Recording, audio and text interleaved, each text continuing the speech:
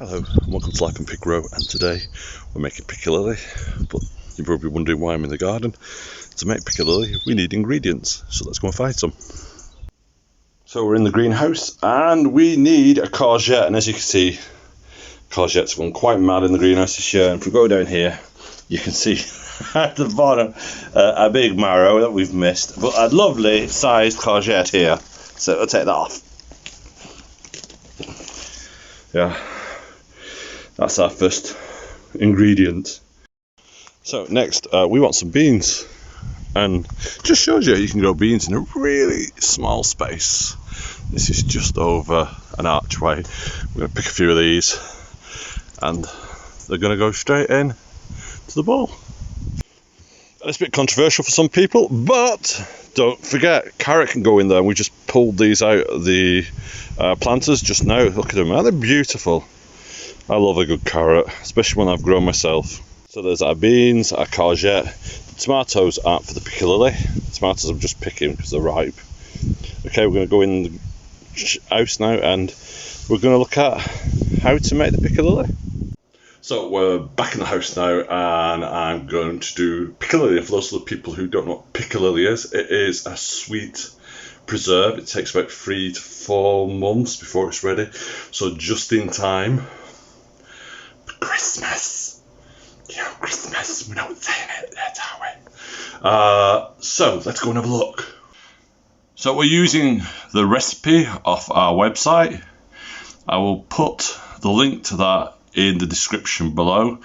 It just shows how easy it is to print off and use in your kitchen without having to take your mobile phone in. And there we have some of our ingredients ready, bar the tomatoes. The tomatoes aren't going in the Piccalilli, but everything else is. So we start the recipe simply by sterilising our jars. I'm going to do that in a low oven, about 100. See, so you can see over here, it's on 100. We're going to pop them in there now and leave them there while we do the Piccalilli. So there's all our veg cleaned. I'm not going to lie, this is not our cauliflower. I can't grow them for toffee. This is a shop bought local cauliflower. And what I'm going to do now is I'm going to chop them all up. Nice big chunks. I'm going to show you what they look like at the end. So, taking off the green leaves at the bottom, just ripping them off like so. Discard them, putting them into the compost heap. There's a big bucket behind me, and I've got two choices now. I could just go down behind, or I could pull off, but I'm going to just use my knife to take off the main stalk, like so. And really what I'm after the florets, which are these bits there, so I'll take that bit off, and I've got that there. So all I need to do then is pull it off, and I'm putting it into a pan beside me ready.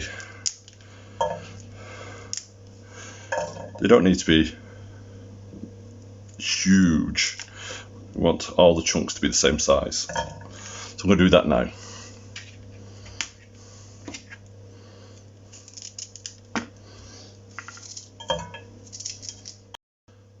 So that's the florets done, and now we need to add the other veg.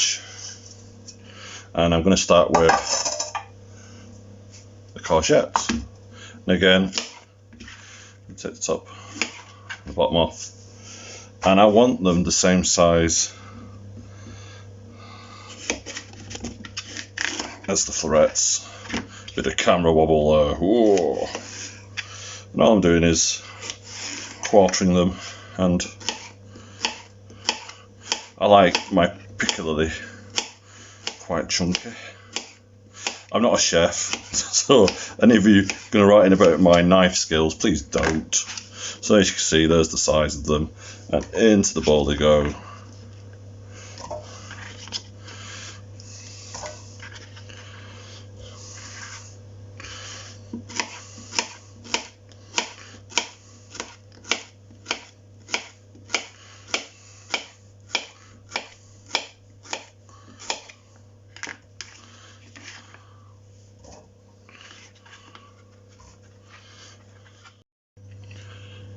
So you've all heard the saying, when life gives you lemons, make lemonade. And when life gives you a really rubbish onion harvest, this is it. This is our onion harvest for this year.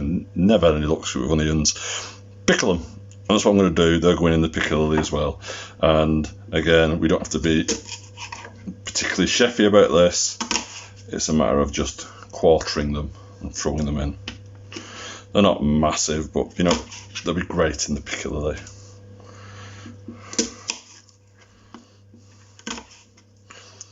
I do have some onions grown from seed. I'm a bit more hopeful for them. Let's have a see what happens with them.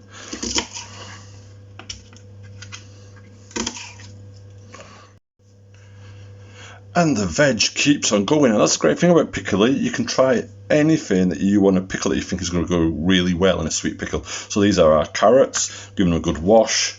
Just going to take the tails off, the top off. I'm not particularly fussed about the little bits around the side. I'm not going to peel them. I don't want that. They've had a good wash. What's going to happen to them next? If there's anything on them, it's going to kill it. And again, with that, it's a matter of chunking it up as we did before.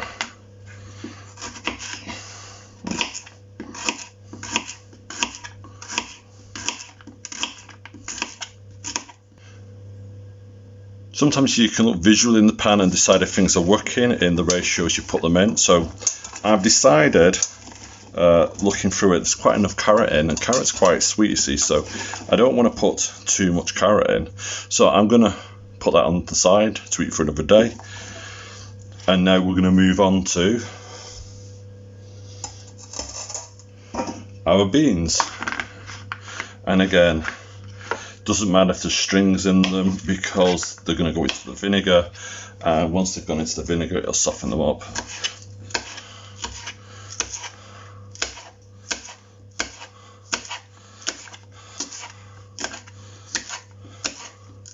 And I am cutting them on an angle here.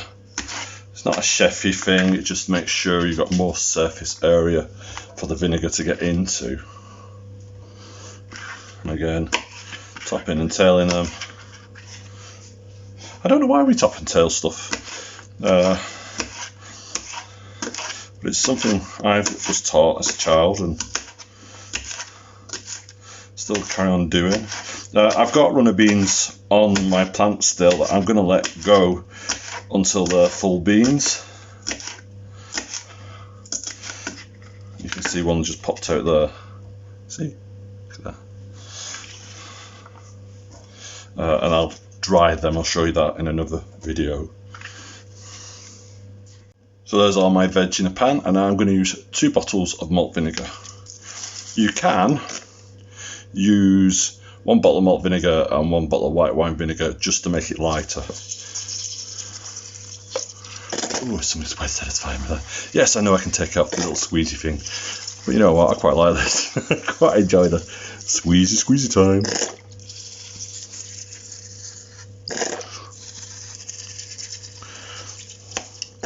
This is where in a certain cartoon that's on a certain channel it goes 5 hours later. And 5 hours later, there we have it. There's our vinegar and veg in a pan. If you look at the recipe online, it says add the cauliflower, not the cauliflower, the courgettes later on, but I prefer doing it all in one, it's easier. So what's going to happen now is that this is going to go on to heat, gas ring or electric ring. I'm going to bring it to the boil, turn it down and let it simmer for 8 minutes. So I've added half a teaspoon of allspice to the mix on the hob, and I've added half a nutmeg as well, grated. Now what I'm going to do now is I'm going to do my pastes, and the first one is the garlic paste, and you need 3 teaspoons of salt. May seem like a lot of salt, but it is going to go in the mix, and then using a fork we're going to gently squash it down, and look, it goes everywhere. You can see straight away it's starting to paste up because the salt gets into it. The garlic again from my garden, harvested earlier on in the year. So I think the only thing that's not in, has not come from our garden, is really the vinegar. And obviously, as you'll all be shouting now, the cauliflower! You didn't grow the bloody cauliflower! No, I didn't. Some things we can grow, some things we can't. And sadly, cauliflower is one of them. So what we do is paste it down, and that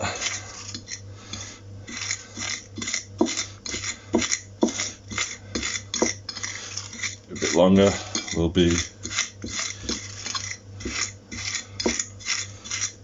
my paste. There you go, you can start to see already, it's already turning paste-like. And if it's particularly stiff, add a bit of water, don't be afraid to. So, there you go. Tiny bit of water. So, there we go. See straight away, it's becoming more paste-like. Sometimes a little common sense goes a long way. So there we are. One garlic paste. So we're going to make our second paste now, which is turmeric and mustard, which gives us the kick, doesn't it? So you'll need roughly 1 ounce of turmeric, which roughly works out at 5 level teaspoons, roughly.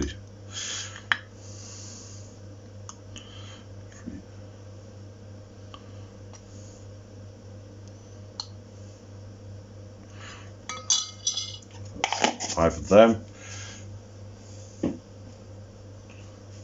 Then we need to add our caster sugar. We're adding 150 grams of that, which is about 6 ounces. So that's 30 teaspoons. I think off the top of my head, yeah, roughly 1, 2, 3, 4, 5, 6, 7. No, I'm getting heaped here. 8, 9, 10, 11. 12, 13, 14, 15, 16, 17, 18, 19, 20, and I'm stopping there. Yes, it says roughly 0.2 of an ounce in a teaspoon, but last time we made this, it was really sweet. We didn't like it as much as we thought we would do, so I'm holding back on the sugar a bit. I can always change it. Now, it says here to add mustard powder. Now, for those of you who've been in the shops recently, especially for us, we've been struggling to get mustard powder. So we're going to try something else this time. And this time we're going to use English mustard, and again we only need 1 ounce of this, so I'm going to just do 1, 2.5 there, 3, 4, and 5. I'm doing like for like. It may be milder, but again, as I'm going along, I can mess around with it for the taste. And I'm mixing it all together, and it will again create a paste. Should have gone for a bigger bowl, Andrew. Should have gone for a bigger bowl. And if it doesn't, I can add either some more of the mustard or a little bit of water, like so.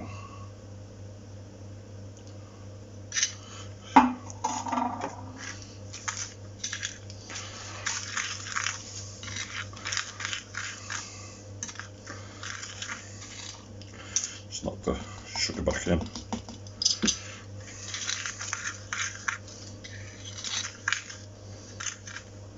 So it's come to the boil. I'm now going to cover it and leave it for 8 minutes simmering.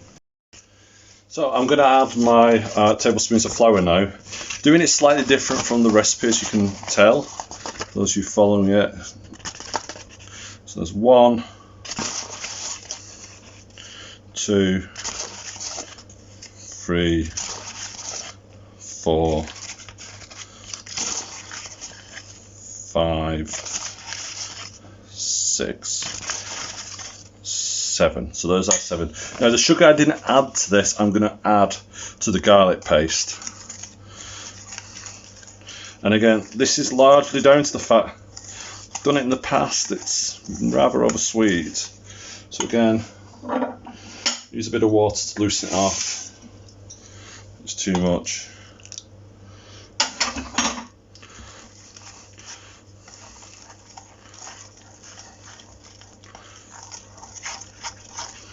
Now, we'll be adding vinegar to this soon. You can't believe the smell of this. It's whoo, spicy. For the more eagle eye amongst you, see I've gone to a bigger bowl.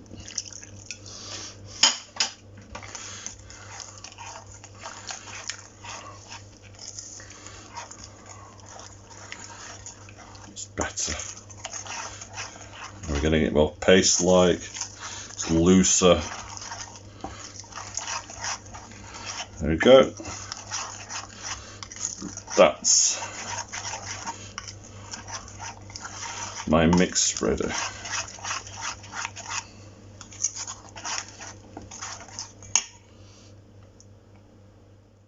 So, time to add the paste of garlic and sugar to the pan. And then we're going to bring it to the boil again for another 5 minutes, and then after that I'll show you what to do. So it's been boiling for an extra 5 minutes, and now I'm going to drain it, and underneath the colander is another pan. Do not get rid of the vinegar.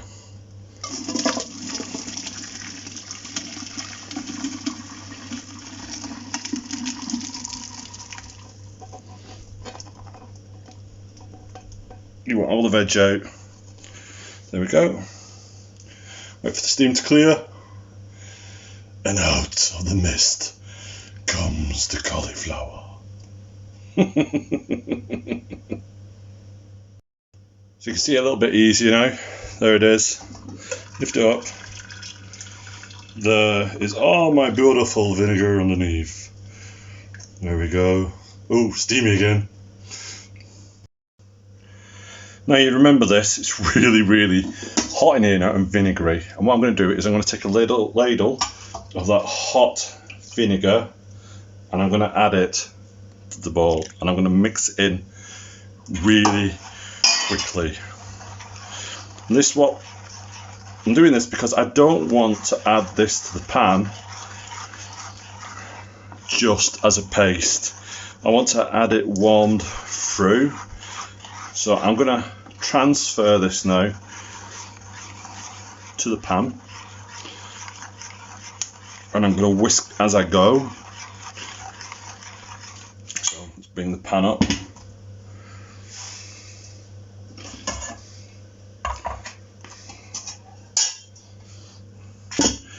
Here's our pan. It's not been used before. It's not hot. Make sure you don't put a hot pan onto it, so I can take that off now. What I can do now is I can go for a whisk. Yeah, a balloon whisk, and I can add this in slowly. And then I'm going to turn this to the heat, okay? And I'm whisking as I go, see?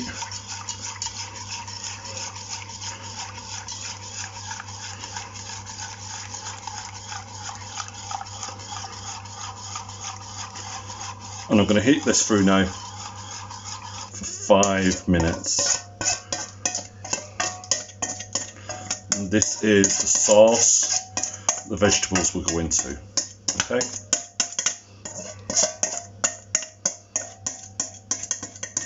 I suppose this is your picker of the lily. So as you can see, if I don't do it, it quickly starts to clump up. So I'm going to put this on the heat now. So it's been on the heat for 5 minutes, and you'll notice the difference straight away. It has gone rather thick in comparison to what it was. So there you go. Gloopy! Gloopy, gloopy, gloopy. We'll wait for the steam to clear so you can see what's going on. And as you can see, it's like a soup now. What I'm going to use a plastic spoon to mix it. So there we go, mixing it in. And as you can see, it's starting to look like Piccalilli now, isn't it? Doesn't taste like it, trust me. It will be incredibly sour at the moment. The sweetness comes later. So there we go. It is nicely mixed. Now what next? So what next? Well, I've just pulled these straight out of the oven. They're hot, and I'm going to put a jam funnel on it. It's important you invest in a jam funnel. It will save you a lot of heartache and a lot of mess. And then what we need to do is we bring it over as close as you can. Take a ladle. It's already started to thicken up. And transfer it across, and in it goes.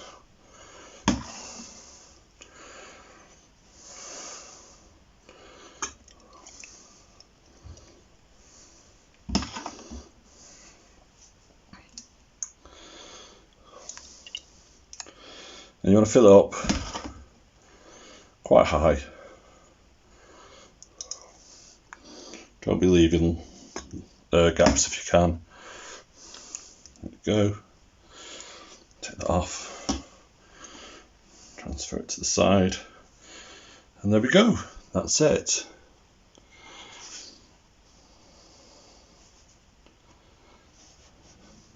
And then what we're going to do, put a screw top on.